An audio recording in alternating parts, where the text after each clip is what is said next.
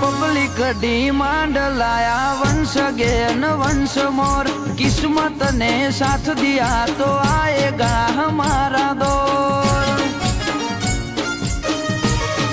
ઓ તારા મગજની મેમરી માં સેવ કરી રાખજે આ બોલ લપેટે ચડ્યા તો તમે કરશો વન ટુ કાફોર ચાવી મારીને રાખજો